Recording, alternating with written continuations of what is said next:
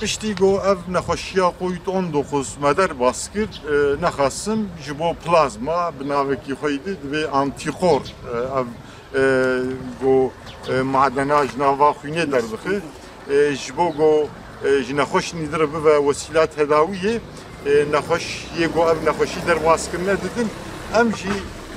nexweşxana got em jê taborcî bûn me serî da baş hekîmê wê serî me got ji bo plazma em çi bikin baş hekîm got rojekê dida înşallah ez ê li we vegerim û di derheqê çawa plazma didi wê bersivê bide me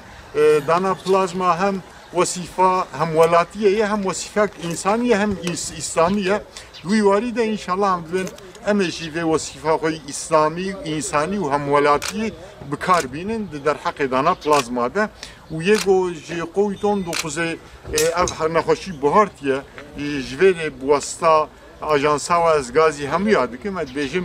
di dana plazma de hûn jî hesas bin yanî ji xwîna xwe plazma bidin dexene bi xwîna we bi plazma we hinek nexweşî got bi vê nexweşiyê ketine tedawî bibin û hûn vê tedawî di vê süreca tedawiyê de hem welatiyê me vê nexweşiyê derbas bikin divî warî de ez gazî hemû nexweşê got di vê sürecê de derbas bûne dikim ez dibêm werin plazma bidin wesîfa xwe yî hem welatiyê wesîfa xwe yî îslamî û ya însanî bikar bînin ez spasiyê xwe jî pêşkêş we dikim ji bo got we cih dame ji bo got ev hevpeyvîna rûbirû we bi me rakir ez spasiyê xwe pêşkêş we û ajansa we hemûyan